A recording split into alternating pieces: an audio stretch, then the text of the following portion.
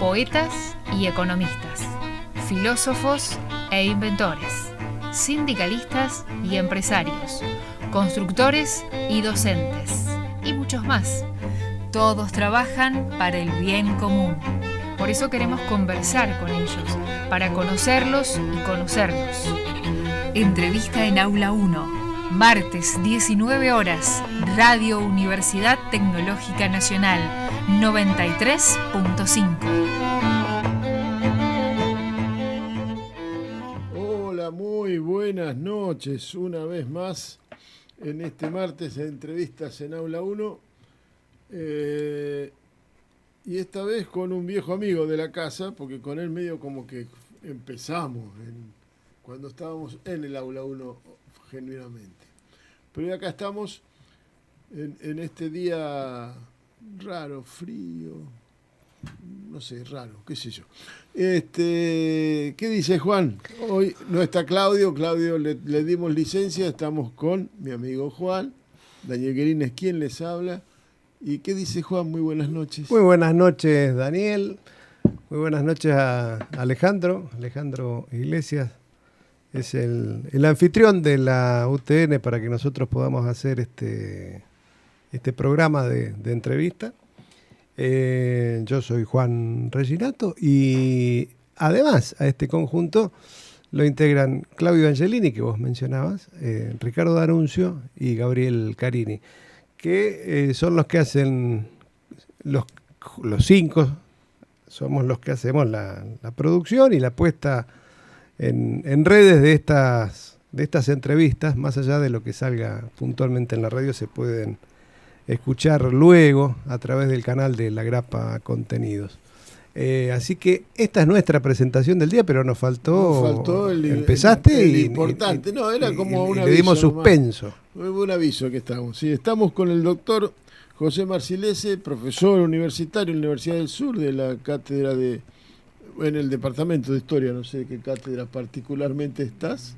Sería el Departamento de Humanidades, en realidad. Departamento de Humanidades. Sí, para que no se enojen ahí. Está bien, está. Muy bien, esos detalles. Y estoy en la cátedra de Historia Argentina 3. Historia Argentina 3. Que se traduce en una historia argentina que va del año 30 al 2001.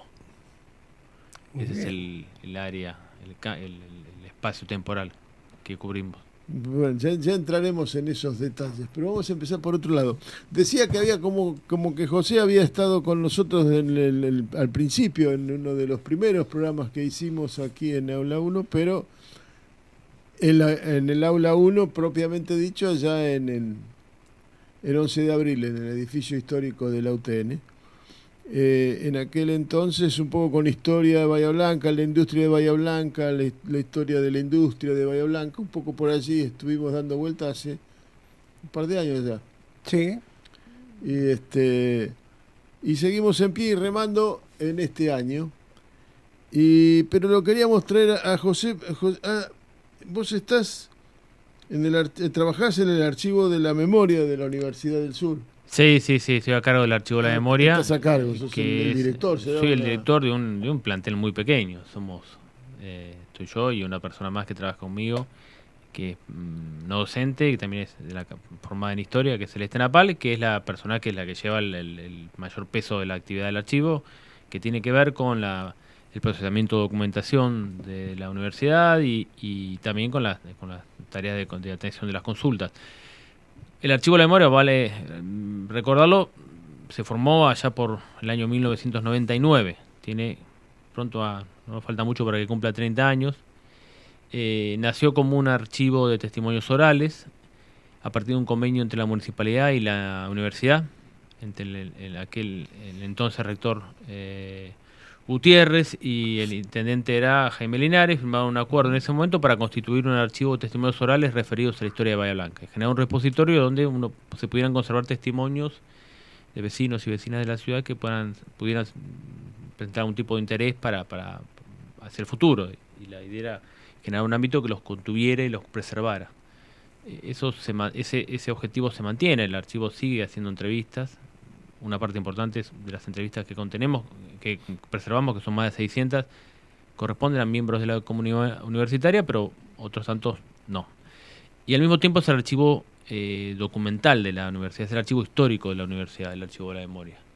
Es decir, cumplimos dos roles: el ser un archivo histórico, un archivo oral, que es el objetivo inicial, fundacional, y el ser un archivo histórico tradicional, que es un objetivo, una finalidad que tuvimos que asumir a la fuerza porque no existía un área de archivo histórico en la universidad. De hecho, existía solamente en el plano formal, había sido creado, pero nunca había sido operado, había tenido nunca se había puesto en funciones. Así que tenemos esas dos funciones. Interesante como historiador trabajar sobre la acumulación de datos actuales. Porque en realidad es materia, me suena a materia, por ahí estoy equivocado y es un prejuicio, pero me suena a materia de acumular o de archivar o de tener clasificada datos que van a ser históricos, son datos actuales, es como, no sé, sentarse con los diarios de la nueva provincia de la década del 50, sería eso hacer una historia bastante actual, por cierto. Tu cátedra está dando vuelta con eso, dije la nueva provincia porque es conocida en Bahía Blanca, ¿no? Sí.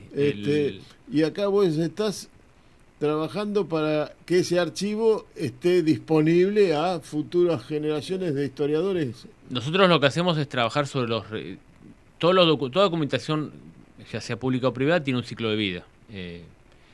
Un documento, habitualmente los documentos que pertenecen a organismos estatales, como es el caso de la universidad, tienen un ciclo de vida que tiene que ver con su utilización específica, un legajo que corresponde a un legajo de compra, un expediente, un legajo personal, tiene una vida útil que tiene que ver con el uso para el que fue creado. Luego ese documento pasa a una instancia que deja de ser de uso cotidiano, porque pasó el tiempo, porque la persona se jubiló, por X motivos. Entonces el desafío es, ¿qué conservamos de eso? ¿Qué cantidad, qué volumen, qué tipo de documentos preservamos? Esa es una decisión que tiene que ver con el archivo. Y en función de eso se generan los mecanismos. El documento hay que describirlo, hay que establecer los mecanismos como para que sea ese documento, ese legajo, ese expediente. Digo legajo y expediente porque son los que buena parte de lo que tenemos corresponde a ese tipo de formatos, ese tipo de dispositivos, sea consultable, es decir, que pueda haber una planilla de Excel, un archivo, un buscador que pueda, a través de determinados mecanismos, encontrar ese registro, ese documento. Es decir, que lo que hace el archivo es determinar, qué conservamos del pasado de la universidad. A veces es, porque también a veces nos encontramos en la disyuntiva de cuánto conservar, en función de que no tenemos un gran espacio ni una gran cantidad de personal. Y habitualmente las dependencias de la universidad se preocupan por el material de archivo cuando tienen que desalojar algún armario o algún secretario que sume nuevo necesita un poquito más de espacio para colocar sus cositas. Y aparece, ¿qué hacemos con todo esto? Llamen al archivo. Por lo menos ahora nos llaman, antes lo tiraban directamente.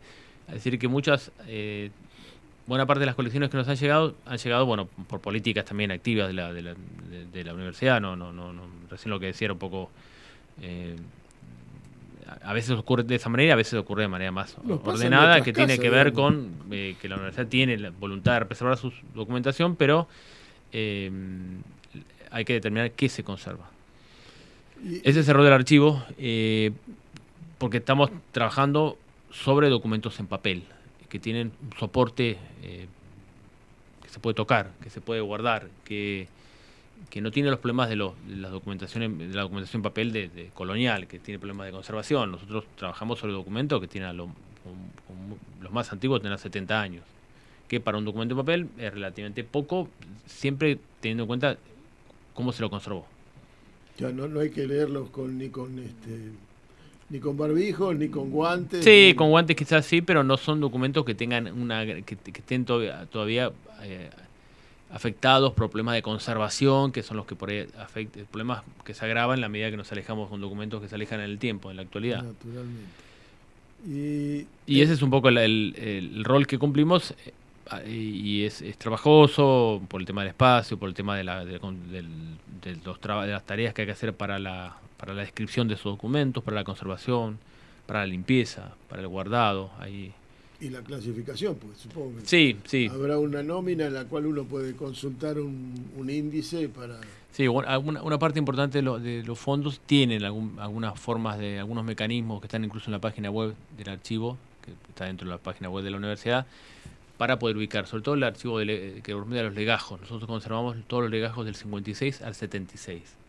Ahí sí es un expurgo de todo ese, que eran miles y miles de expedientes, y conservamos una parte de esos expedientes. En función de lo que vos me preguntabas, no estamos conservando los documentos del presente, porque el volumen de información que se genera en el presente es un desafío para la historia dentro de 50 años, con qué tipo de registros del presente van a trabajar. Eso es un desafío que no es mi campo de especialidad, pero hay investigadores que están asumiendo ese desafío dentro del campo de las humanidades digitales, buscando estrategias para poder procesar. Porque el problema ahora es, cuando uno hace investigaciones sobre lo que ocurrió hace 100, 150, 70, 100 años, a veces el problema es la escasez. El problema del presente es el exceso. Sobreabundancia. Claro, entonces, ¿qué se va a conservar? Claro, yo del por presente? eso de la actualidad, vos me dijiste 50 años, yo 50 años, bueno, hace 50 años no tengo memoria de hace 50 Claro, años. hay testimonios. Y debo tener cosas escritas de hace 50 años Sí. mías, que no son documentos de valor para nadie, pero Hay deben cartas, estar. hay diarios en papel. Claro. Están ahí. Si la biblioteca Rivadavia no le ocurre a nadie, esos diarios van a estar ahí y van a seguir estando de acá a 100 años. El problema es qué pasa con los diarios del presente, que no tienen un soporte papel, Claro, que son un espacio en la memoria, en un disco, en algún lado. ¿Qué va a quedar de eso? No sé.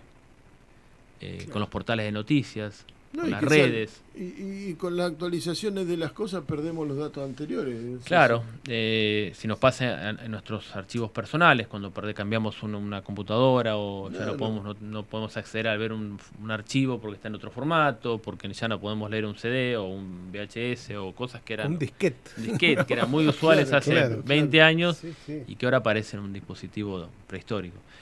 Bueno, ese es un problema. El problema del presente es la abundancia, no la escasez. Y para los historiadores e historiadoras, ese va a ser un problema futuro. ¿Qué hacer? ¿Cómo tamizar todo ese volumen de información que han dado vuelta, por ejemplo, en las redes? ¿Qué tomar de todo eso? ¿Qué herramientas? ¿Qué software? ¿Qué opciones nos va a dar no sé, ahora estamos... ¿Cómo separar de una tontería de algo importante? Sí, o cómo analizar las tonterías, porque también eso indica una cosa. Vos sos malo también. Claro, bueno, ese es un problema. Es un problema, exactamente. Que, no sé, veníamos hablando en el auto donde veníamos, por ejemplo, el tema de cómo ver el partido de mañana en función de la memoria de Malvinas. Y bueno, hay historiadores que están utilizando algunos recursos como para poder analizar Twitter, publicaciones, qué palabras aparecen, qué referencias hay. Pues son miles y miles y miles en un día. Claro, y la valoración diferenciada del partido de hace 40 años con Inglaterra, que fue un hito. Claro, pero ahí había, Que creo que fue un hito del fútbol, más allá por lo que significó deportivamente el gol de Maradona, que dentro de 100 años lo van a seguir mirando. Claro, pero ese partido despertó en estos días una serie de reacciones, Obviamente, en las redes, que es donde parece que todo ocurre, y eso se puede hacer una lectura de eso. Pero bueno, el problema es que hay que tener, herramientas para procesar ese volumen de opiniones. Claro, pero ese hecho ya pasó, ya es analizado. El gol del 86 es analizado desde la historia. Sí. Aunque lo hagamos en una mesa de café y sea con nuestra propia memoria. Sí, pero habla mucho de un momento, de que se pueden ver otras cosas, la cuestión del nacionalismo, no sé. Sí, no está Hay infinidad de vías, pero bueno, el tema es como en un hecho, no el de a 40 años, sino lo que va a ocurrir mañana o en estos días, que se vuelve a reactivar todo ese pasado.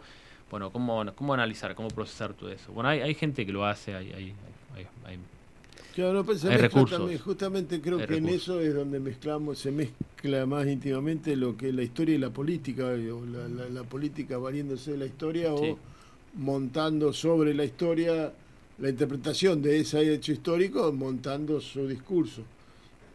Sea el gol de Maradona, sea el ataque sobre las Torres Gemelas, qué sé yo, para decir algo que cambió el mundo, sí, de un antes y un después. Pero en esto hubo un antes y un después y presentaron hace poquito un documental, Expulsados, sí, vinculado a alumnos, solo alumnos, a docentes, no docentes, en la Universidad del Sur, solo en la Universidad del Sur. Eso fue la semana pasada, el miércoles, en el marco de las jornadas de humanidades, organizadas por el Departamento de Humanidades. Se presentaron 3 microdocumentales de aproximadamente 6 minutos cada uno, referidos a un hecho que ocurrió en el año 1975, que fue la expulsión de 23 estudiantes de la Universidad Nacional del Sur, a raíz de que habían organizado un juicio político público al rector, un juicio que tenía el objetivo de denunciar el rol que había tenido el rector Remus Tetu en el asesinato unos 2 meses antes, en abril, el 3 de abril de 1975, el asesinato de David Guató Celebrelo, que había, como sabrán, había sido asesinado en los pasillos del complejo de la Avenida Alem por una patota armada que estaba conformada por miembros de seguridad que eran personal de la propia universidad y que habían sido contratados por ese rector Remus Tetu para cumplir funciones de seguridad. Que era personal no docente, digamos. Sí, varios de ellos eran personal docente, no recuerdo si todos. Ese hecho ha sido juzgado por la justicia, la causa AAA el año pasado, me parece, hace un par de años, resolvió la responsabilidad de algunos, de los pocos que quedaban vivos, que habían integrado esa patota vinculado o componente de la AAA local. Esa acción fue motivo motivó que un grupo de estudiantes reunidos en torno a la Federación Universitaria del Sur y a diferentes agrupaciones juveniles, estudiantiles en ese momento, sobre todo la Federación Juvenil Comunista, como decía, motivó que un conjunto de jóvenes militantes estudiantiles organizaran el 30 de mayo de 1975 un juicio público, como les decía, a Tetu en la sede de un hotel céntrico, que era Hotel del Sur, el Gran Hotel del Sur, que es un edificio que existe, ¿no?, como hotel frente a la Biblioteca Rivadavia. Uh-huh. En ese lugar comunicaron que iba a ser, difundieron esta información a través de los mecanismos que tenían. Era un momento muy complicado, con un nivel de violencia altísimo y donde cualquier situación o gesto político podía ser provocar una reacción violenta de parte de las patotas que estaba circulando por la universidad con total impunidad en ese momento. Lo asesinaron de un disparo a un estudiante en un pasillo, en una mañana, ¿no? Frente a otros tantos. Y no pasó nada. Sí. La justicia no hizo una serie de acting, de intervención, pero en la práctica no ocurrió nada. Eso fue apreciado por estos estudiantes, que no puede quedar esto impune, y asumieron el compromiso de hacer ese juicio político con lo que implicaba en ese momento, con la peligrosidad que eso conllevaba, digamos. Entonces, ese juicio finalmente no se logró concretar, porque obviamente esa misma patota que había matado a Guató en principio de abril, a fines de mayo volvió a aparecer buscando evitar que eso ocurriera.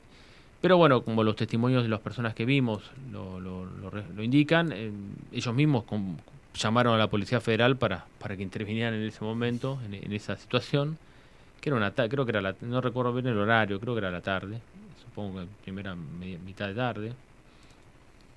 Y la Policía Federal fue la que intervino, los detuvo a varios, un poco más de una decena, algunos más que una docena de personas aproximadamente, y evitó que la AAA interviniera y fuera la AAA la que evitara el recinto del juicio, con lo que en términos de violencia eso podía haber generado. Luego de esta situación, los estudiantes, los que fueron detenidos, fueron llevados a la sede de la Policía Federal. Algunos permanecieron pocos días, otros estuvieron algunos meses, otros fueron pasados a disposición del Poder Ejecutivo y cumplieron penas de cárcel bastante extensas, incluso algunas más de 2 años, o aproximadamente 2 años. Pero los 23 que tuvieron fueron identificados como más vinculados con esta organización, fueron expulsados de la universidad. Por eso el nombre de estos micros, que tienen que ver con la descripción de lo que ocurría en ese momento en la universidad, cuál era el clima de esos primeros años de la década del 70, cómo fue el proceso de organización de ese juicio y bueno, cuáles fueron las consecuencias generadas por esa expulsión, que para muchos fue el fin de sus carreras universitarias, para otros fue una interrupción, recién pudieron volver a comienzos de la década del 80. Algunos terminaron sus carreras, otros no lo hicieron nunca. Porque bueno, habían pasado desde el 75 al 81, 82, 6 años, bueno, obviamente esas personas siguieron viviendo, siguieron buscando algo para hacer. Obviamente. Tal cual, entonces bueno, no todos volvieron. Uno de ellos, entrevistamos a 4 de esos 23, uno de ellos está terminando su carrera ahora. Siguió su carrera por otros caminos, en otras actividades, y bueno, después de un montón de años volvió a tratar de terminar su carrera, en este caso la carrera de historia. Y bueno, ese es un poco el objetivo de esta serie de micros, que lo que busca es en una clave, lo que se denomina ahora como historia pública, ahora no, ya hace unos años. En Argentina tiene más presencia esa idea de la historia pública en los últimos años, la última década, que es tratar de generar contenidos en una clave de divulgación que, sin bajar el nivel del análisis o la complejidad del análisis, buscar otros dispositivos, otras vías para comunicar algo que habitualmente la academia comunica a través de dispositivos que no son muy amigables, como son los libros con investigaciones o los artículos de revista para revistas académicas, que no son fácilmente de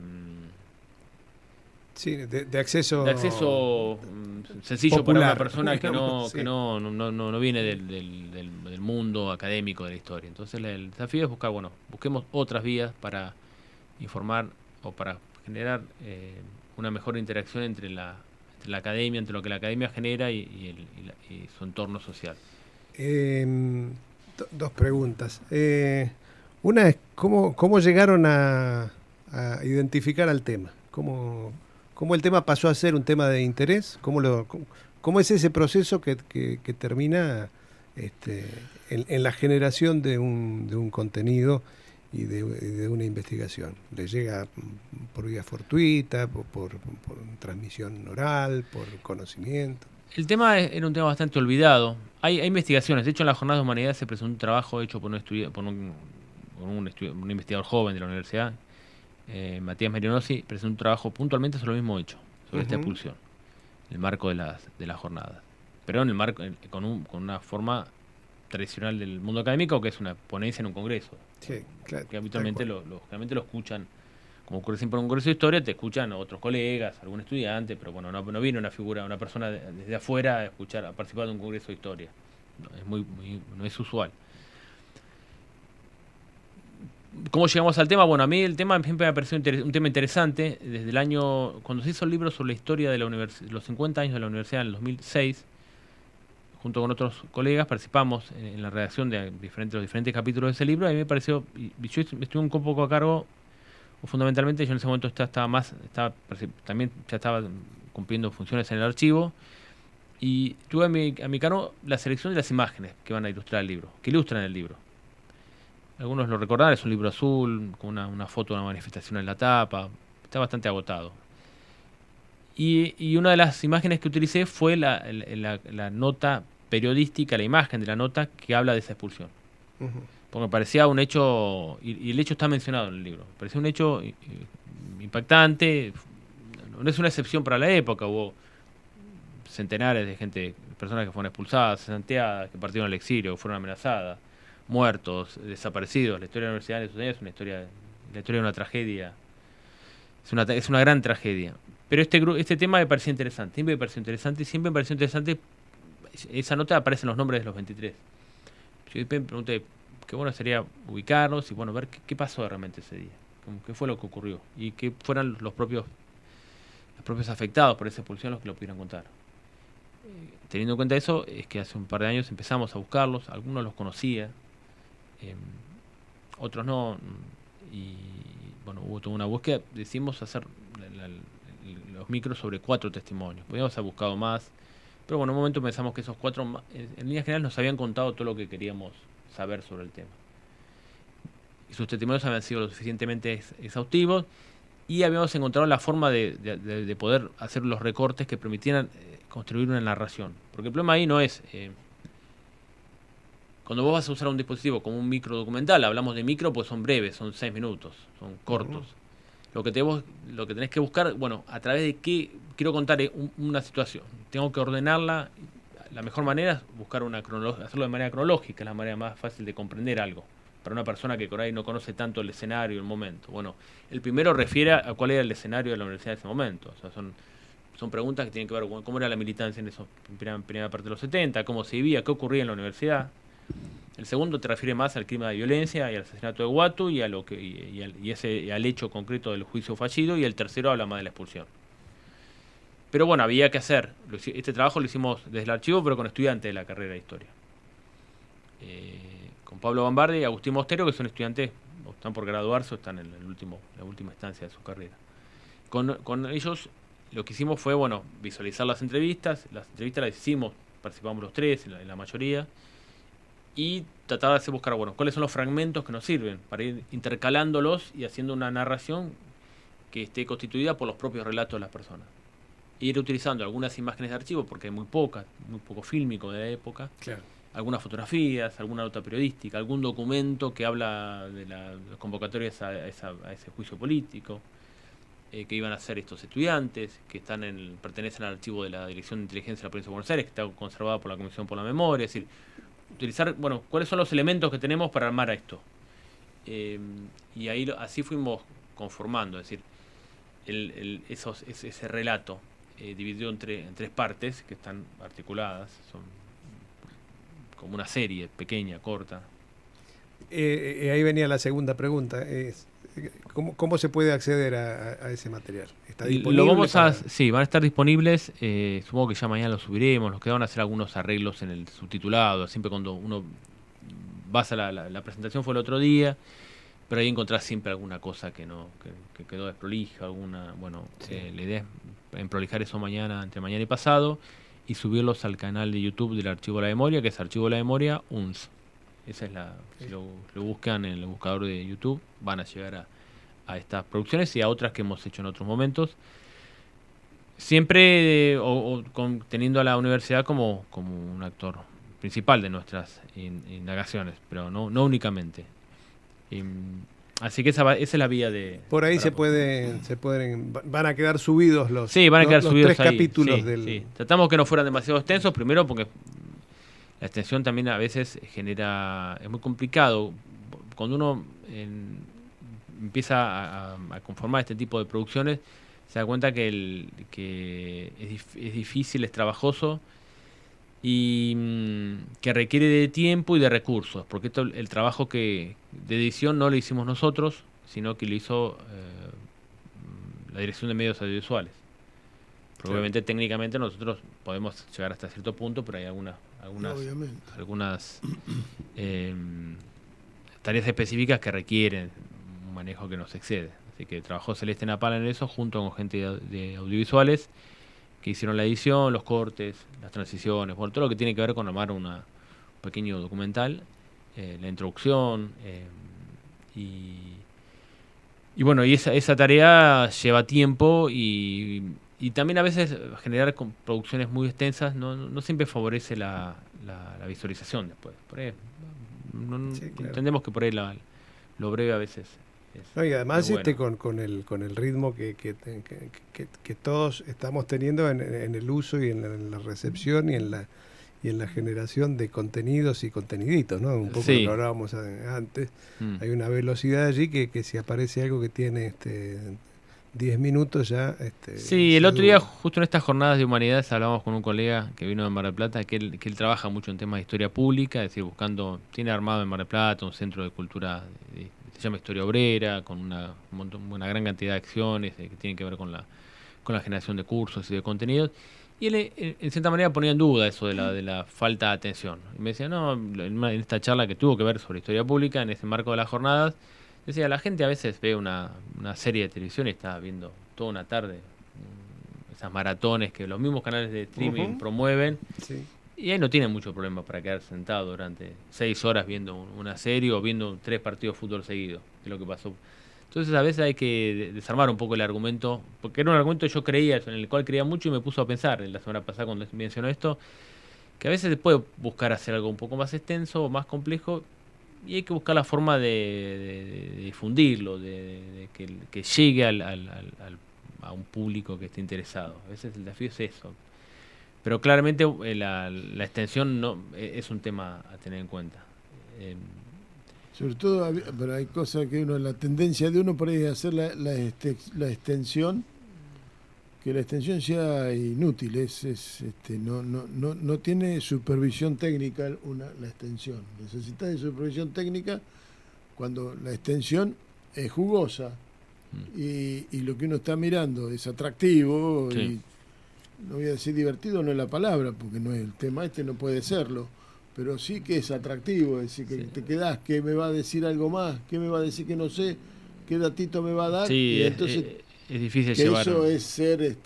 mantener ahí la atención es un desafío que es... El equipo de audiovisual, dice, no hasta no si es no, por eso a veces viene hice esta digresión que fue un tema que charlamos la semana pasada en este congreso. La extensión implica mantener una atención. La atención a partir de obviamente. Y eso es muy complejo. Está bien. ¿Les parece que vayamos a un temita musical? Sí, que en este caso está vinculado al tema que estamos tratando, que es la historia, el abstracto. Y sí. Entonces vamos con Lito Nevia. Dice Lito Nevia que quien quiere oír que oiga. Quiero oír que oiga, que parece que también vinculado al título a la radio, que uno la sintoniza o no. Ahí estamos. Ahí vamos.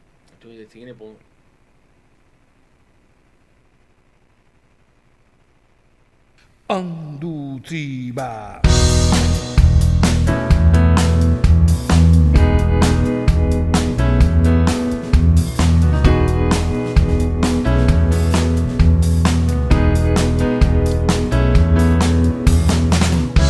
Cuando nos recordamos lo que nos pasa, nos puede suceder la misma cosa. Son esas mismas cosas que nos marginan, nos matan la memoria, nos quitan las ideas, nos queman las palabras. Si la historia la escriben los que ganan, eso quiere decir que hay otra historia, la verdadera historia. Quien quiera oír, que oiga. Nos queman las palabras, nos silencian y la voz de la gente se oirá siempre. Inútil es matar, la muerte prueba que la vida existe. Cuando nos recordamos lo que nos pasa, nos puede suceder la misma cosa. Son esas mismas cosas que nos marginan, nos matan la memoria, nos quitan las ideas, nos queman las palabras. Si la historia la escriben los que ganan, eso quiere decir que hay otra historia, la verdadera historia. Quien quiera oír, que oiga. Nos queman las palabras, nos silencian y la voz de la gente se oirá siempre. Inútil es matar, la muerte prueba que la vida existe.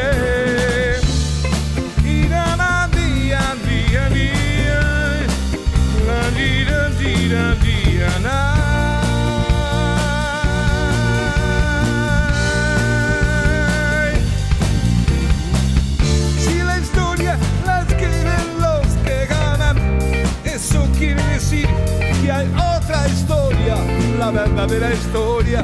Quien quiera oír, que oiga.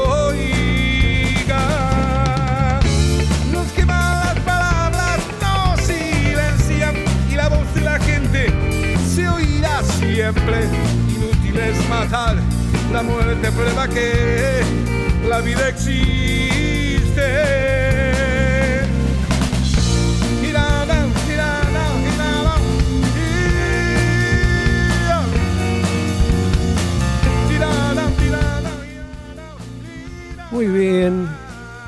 Y estamos de nuevo por acá. De nuevo por acá, si la historia la escriben las que ganan. Quiere decir que hay otra historia. Viste vos, pero acá estamos escribiendo un pedacito de la historia, por lo menos, y no somos los que ganamos, precisamente en ese caso, el que nos apaña acá.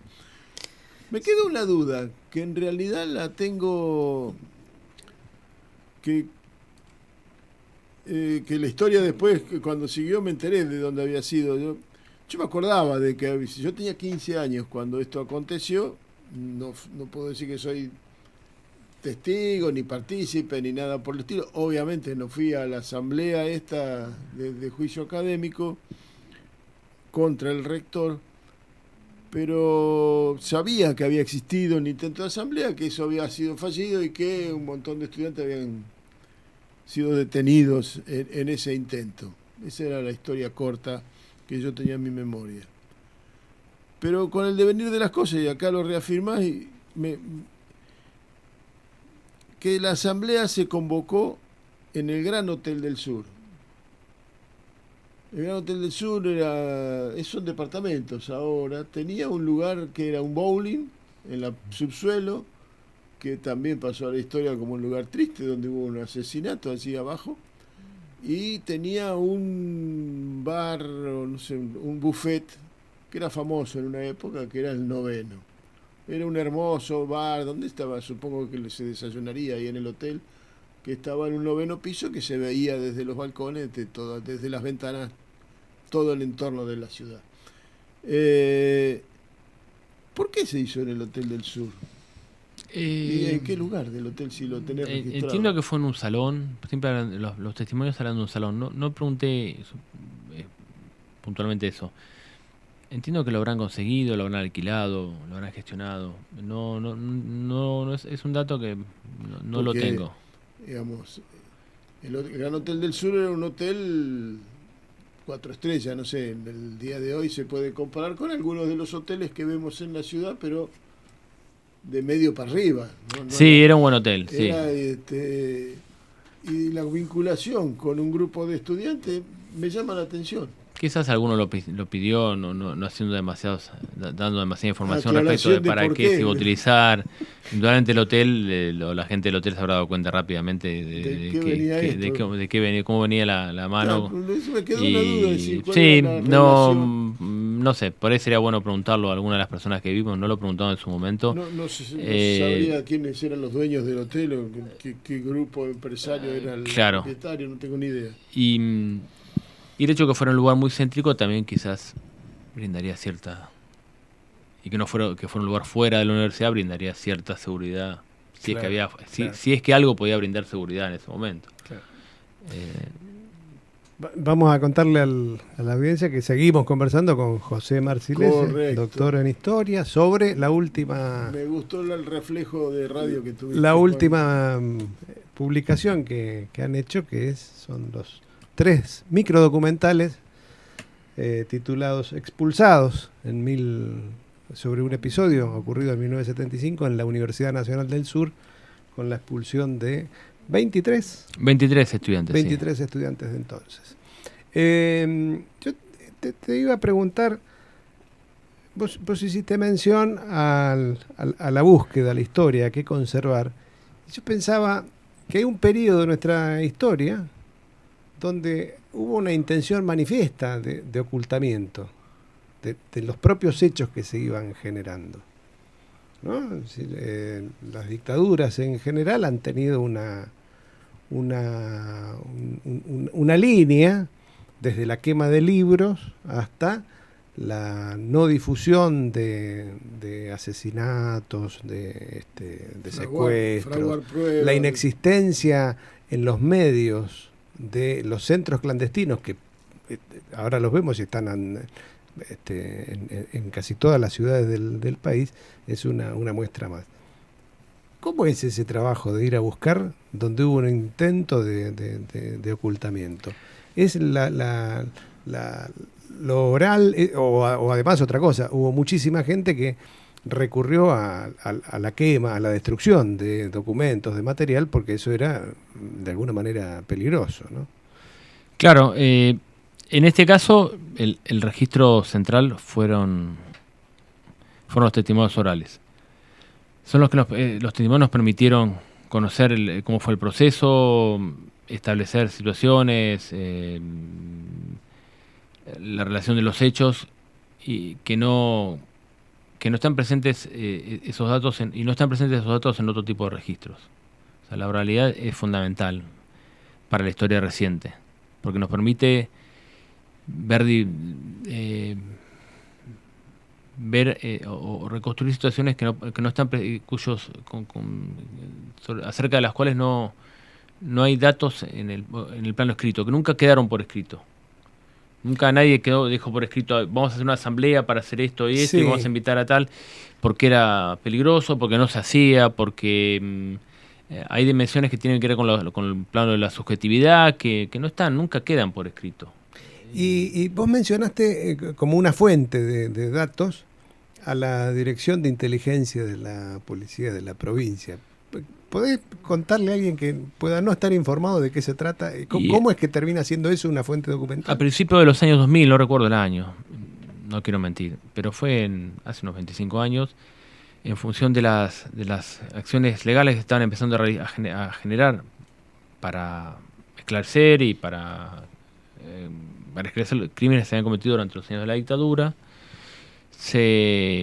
Una autoridad judicial llegó a un archivo policial sobre el cual no sabía demasiado, fue medio fortuito, y encontró centenares y centenares de expedientes que constituían todo el trabajo de inteligencia que había hecho la provincia de Buenos Aires, la policía de la provincia de Buenos Aires desde los años 40, si bien en la parte más jugosa comienza a fines en la segunda mitad de los 50, hasta los años pasados los años 90, es decir, aún después que por las leyes de Alfonsín se prohibió a la policía seguir haciendo tareas de inteligencia. Bueno, la policía la siguió haciendo.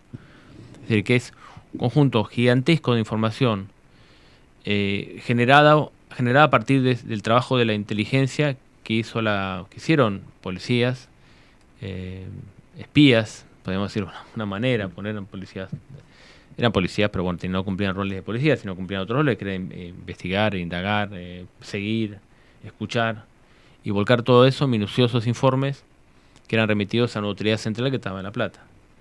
Y ese volumen de documentación fue encontrado e inmediatamente se ordenó su preservación, porque lo que había ocurrido con la mayor parte de los documentos que tenían que ver o con los registros policiales o militares sobre los años de la dictadura fue que esos registros fueron destruidos. Hubo una orden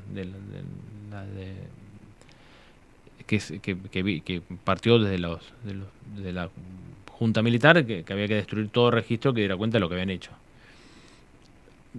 Afortunadamente este archivo, que excedía esa etapa, excede los años de la dictadura, de la última dictadura, porque bueno, como les decía, se inicia ya por los años 40, no fue destruido. Y tiene un volumen de información muy interesante generado por la propia policía y por los propios agentes de policía que de manera más o menos encubierta iban detectando todas las acciones que ocurrían en el plano político, sindical, cultural. Es interesante porque, bueno, no solamente fueron objetos de este seguimiento aquellas personas o organizaciones que uno supondría que son las más peligrosas, entre muchas comillas, por ser peronista, por ser comunista, que eran las dos identidades que la policía perseguía con mayor esmero en esos años 50, 60, 70, 80, sino que hay informes sobre, en el caso de Bahía Blanca, sobre la afiliación política de los integrantes de una comisión de una cooperadora escolar. Bueno, quiénes de los años 50, cómo se llaman, a qué son militan en algún partido, está afiliado, asambleas que se realizan en lugares como la Biblioteca Rivadavia. Es decir, hay una diversidad y el abanico es muy amplio. Bueno, afortunadamente toda esa información está disponible, y en el caso de la información que corresponde a la universidad de esos años, 74, 65, se realizó incluso un CD que fue presentado hace unos años, que su texto introductorio tiene una introducción hecha por Patricia Orbe, que trabaja conmigo, trabajamos juntos en la Cátedra de Historia Argentina, junto con otros docentes, y en ese CD volvemos ya no tenemos forma de ver ese CD. Volvemos a lo que hacíamos hoy de los soportes, cómo van perdiendo, claro, perdiendo actualidad. Pues hizo un CD que tenía un buscador, un motor de búsqueda que permitía buscar ahí, y ese CD contenía una serie importante de documentos sobre la Universidad Nacional del Sur. Pero como tenemos algunas computadoras un poco viejas, pudimos leer ese CD y bajamos un par de imágenes que son, una de ellas es el volante que se distribuyó en vísperas del juicio público que se le hizo a Tetu, sobre el que nunca vimos el original, porque obviamente el original no lo conservó nadie, o lo tiró, se perdió, o era una cosa demasiado peligrosa para guardar, siendo lo que vos comentabas hoy, que buena parte de la documentación que se generó en esos años fue destruida por los propios dueños, porque eran peligrosos conservarlo. Bueno, la policía lo conservó, porque conservó de todo. Entonces nos llegó esa vía, a través de esa vía indirecta, nos llegó uno de esos volantes, sobre los cuales hace referencia a uno de los relatos, no sé, creo que lo incluimos, que decía que lo ponían esos pequeños volantes de mano, muy primitivos, muy simples, hechos con algún mimeógrafo. El mimeógrafo hay que contar de qué se trata. Era una máquina que... Era un artefacto. Un artefacto permitía hacer copias impresas, claro. Mucho antes de la fotocopiadora. Claro. De hecho, los viejos apuntes hacían... un grave problema, que el que usaba el mimeógrafo terminaba todo manchado de tinta, y entonces era muy fácil de detectar quién era el que había dado vuelta, claro, la manija del mimeógrafo. Estos digamos, no tenemos el original, sino que es una copia fotografiada. Nos llegó a partir de esa DIPA, de ese archivo policial, que estaba obviamente muy interesado en ver qué ocurría ese día, en ese juicio público a Tetu. E hizo todas las averiguaciones que tradicionalmente hacía. Claro. Un informe, un policía fue ahí más o menos encubierto, vio qué pasaba, informó, dijo quiénes estaban y levantó todos los papelitos que estaban claro, circulando. El Por buche. eso, ese archivo es muy interesante porque contiene publicaciones que se han perdido, en algunos casos de claro, entidades políticas, culturales, gremiales, que sus archivos no se han conservado por infinidad de razones, pero la DIPA los conserva. Es fantástico porque como una herramienta pensada para la persecución de grupos políticos y militantes termina siendo la herramienta con la cual se puede juzgar a los autores de esa persecución. Se reafirma que la existencia, de esa asamblea queda confirmada por el testigo calificado, que era el buche que habían pagado para que vaya. Claro, sí, paradójicamente una acción que tenía que ver con la represión de esos elementos esa acción nos permitió reconstruir esos momentos. Sí. Hay trabajos hechos sobre cómo toda fuente histórica requiere de un análisis. Hay una metodología, porque tengamos en cuenta que son documentos generados por un informante policial. Bueno, todo eso tiene hay formas para analizarlo, para evaluarlo, para hacerle una crítica también a ese documento. Como todo documento que se utiliza en una investigación histórica, hay que hacer una crítica de contenido, porque esos documentos no son inocentes las percepciones que tienen los informantes de lo que están relevando, su mirada sobre lo que pasa. A veces la forma en que se redactan los informes se reiteran modalidades, lo que da cuenta que el informante no tenía mucha ganas de trabajar y que estaba fue a cumplir y pone lo más o menos lo mismo. Algunos de ellos el nombre de inteligencia le queda muy grande. Claro, pero en Bahía Blanca había uno que era particularmente aplicado en su labor, y eso permite encontrar informes interesantes. Pero bueno, como les decía, toda fuente que era Montesanti, no están firmados, pero no está en ese grupo. Montesanti creo que estaba más ligado a la inteligencia del ejército. Estos son inteligencia de la policía bonaerense. Claro. Pero bueno, como toda fuente para una investigación histórica requiere de una crítica de contenidos. Lo mismo ocurre con un testimonio. El testimonio de una persona también está marcado por cosas que aprendió después que los hechos ocurrieron, y por cosas que le contaron, no que cosas que vivió, por cosas que quiere olvidar, por cosas que quiere recordar más que otras. Entonces también requiere y un diario, por supuesto, también una nota periodística tiene que ver, bueno, quién la escribió, quién era el dueño del diario, quién pagaba los avisos en ese diario. Bueno, sí, claro, siempre las fuentes en historia, el contexto, hay que evaluarlas críticamente para poder utilizarlas como fuentes para una información, triangular la información, tratar de tener más de un registro sobre un hecho. Entonces de esa manera uno puede corroborar, bueno, qué fue lo que realmente ocurrió. Eso es parte del trabajo de los historiadores. Yo Está muy interesante, nos queda por ver los microdocumentales, tarea para el hogar, nos deja por acá José Ya los Marcilles. subirán y los veremos. Y por ahí se pueden replicar, si están en YouTube los podemos replicar. Sí, por ahí les en la puedo mandar página. el enlace para que... Los cargamos en la misma página de la Grapa Contenidos.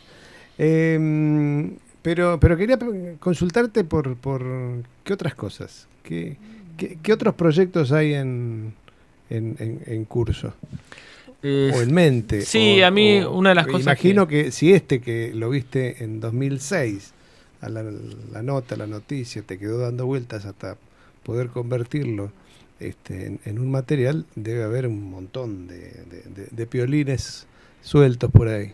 Sí, la historia de la universidad es porque quizás es las producciones que hemos hecho en el último tiempo. Hay una que hemos hecho hace unos años que se refería a la militancia estudiantil. Bueno, ahí vos fuiste testigo, vos participaste en ese, con tu testimonio. Daniel Guerin, ¿sí? Sí, yo en realidad fui uno de los historiadores, de los objetos de estudio, ¿no? Claro. Ahí está. Fui uno de los objetos de estudio, lo cual fue muy raro, pero es decir, porque me encontré envuelto en un narrador de la historia por haber participado de la historia. Claro, eso fueron una serie de micros sobre eso, en lo individual y visto introspectivamente es raro, porque uno dice, ¿estás viejo? Soy un pedazo de historia.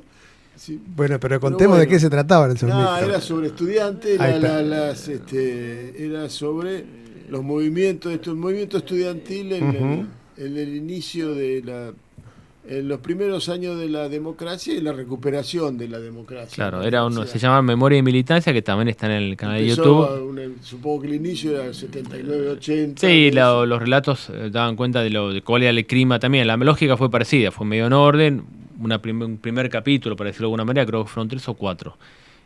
Se refería al clima de la universidad en los años de la dictadura, el clima opresivo, de silencio, de falta de temor, de servicio de inteligencia, escuchando todo lo que ocurría. Ese es el clima que genera que se empieza a generar con la gestión de Tetu, digamos.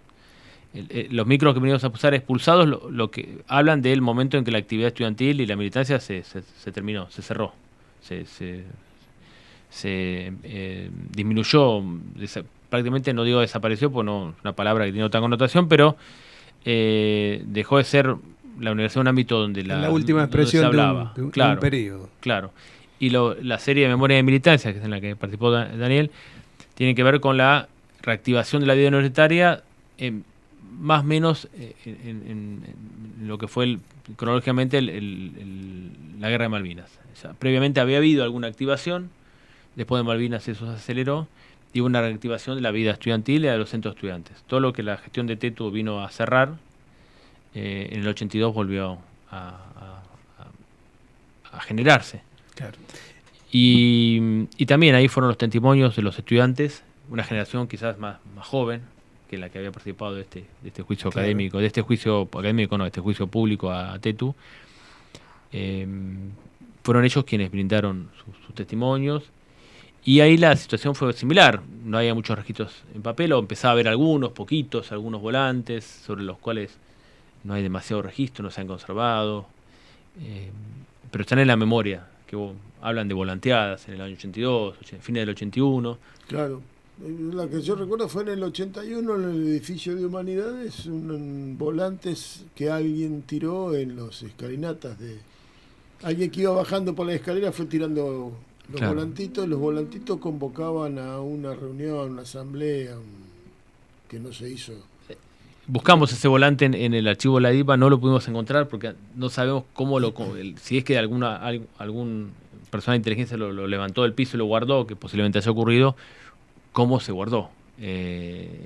En un legajo personal, en un legajo de una agrupación, no lo pudimos encontrar. Creo que no está, mira, yo lo leí, pero no lo guardé, pero sí lo leí, recuerdo que no estaba firmado y convocaban a una cosa sin lugar. Convocamos a una asamblea, punto. Digamos, tenía más color de haber sido hecho por ese policía, ese informante. Claro. Tenía color de eso, pero sí era el esquema. Es decir, eran épocas difíciles, todavía no era Malvinas. Claro. Todavía no había ocurrido Malvinas y eran situaciones complejas de un entorno difícil. Cuando ingresábamos a la universidad, yo recuerdo haber sido palpado de armas una vez y pedirme documentos varias veces.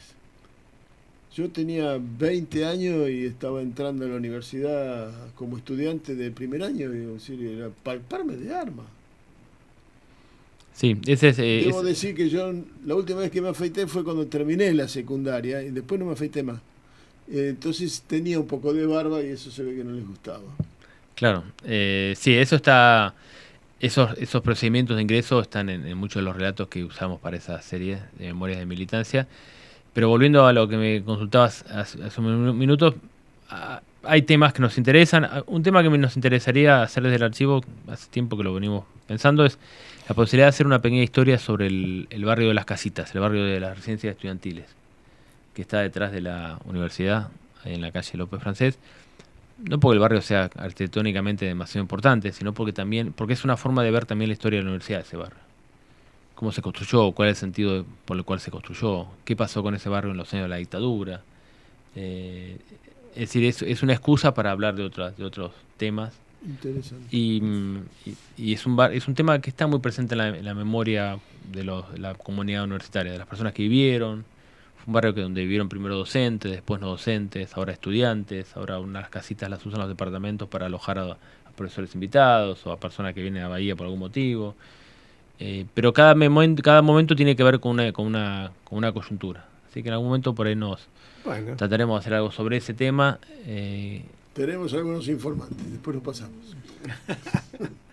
Y por supuesto que cuando eso se convierta en publicación o en divulgación, te volveremos a invitar, José. Estamos ya sobre el cierre del programa. La horita de nuestro programa. Un gusto tenerte con nosotros, la verdad que se pasó volando y quedaron muchas cosas en el tintero. Espero que los que escuchan hayan tenido el mismo apasionamiento que nosotros. ¿Viste? El tuit de los 240 caracteres acá lo hicimos mucho más largo y nos quedamos cortos en el tiempo. Así que muchas gracias por este rato, gracias José. Por venir José Marcilese. Nos estamos yendo con un poquito de León Gieco, ¿sí? A ver qué dice León sobre la memoria. Muchas gracias. Nos vemos el jueves. Y si no, y después del regreso del receso de invierno, la universidad va a estar cerrada. La próxima entrevista va a ser dentro de 3 semanas. En agosto. ¿Sí? Así que buenas vacaciones de invierno a los que les toque. Y nos vemos. Y nos vemos y celebremos el domingo, espero. Muchas gracias y chau. Chau.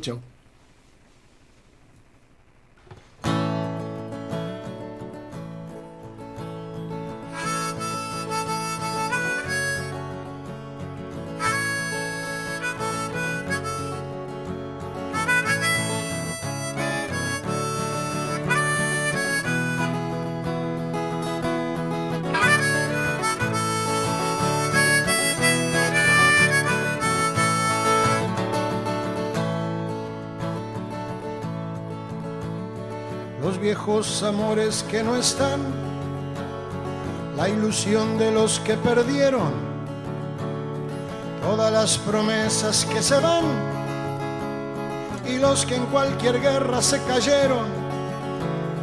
Todo está guardado en la memoria, sueño de la vida y de la historia, el engaño y la complicidad de los genocidas que están sueltos, el indulto y el punto final a las bestias de aquel infierno.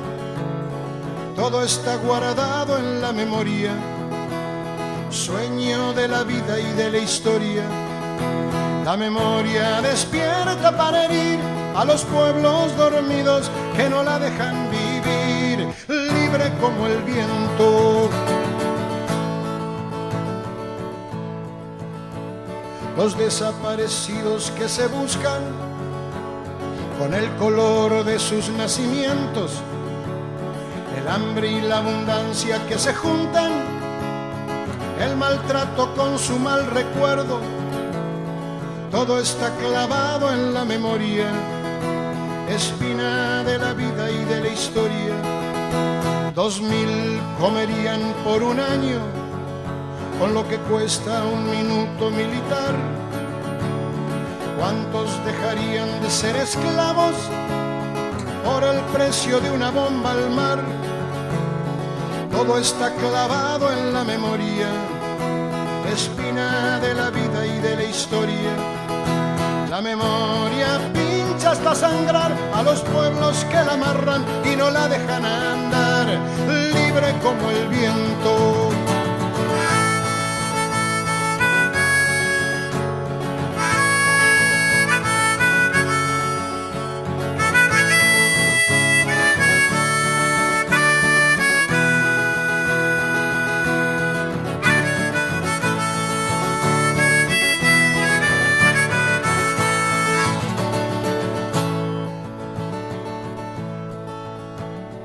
Todos los muertos de la AMIA y los de la Embajada de Israel,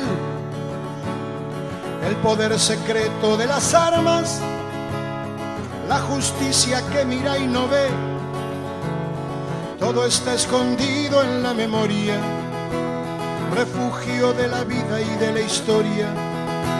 Fue cuando se callaron las iglesias, fue cuando el fútbol se lo comió todo, que los padres Palotinos y Angelelli dejaron su sangre en el lodo.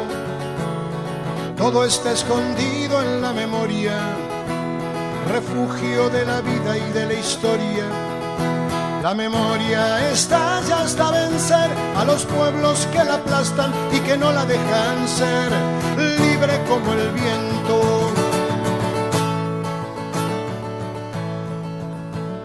La bala Chico Méndez en Brasil, 150.000 guatemaltecos, los mineros que enfrentan al fusil, represión estudiantil en México, todo está cargado en la memoria, arma de la vida y de la historia. América con almas destruidas, los chicos que mata el escuadrón, suplicio de Mujica por las villas, dignidad de Rodolfo Walsh, todo está cargado en la memoria, arma de la vida y de la historia. La memoria apunta hasta matar a los pueblos que la callan y no la dejan volar, libre como el viento.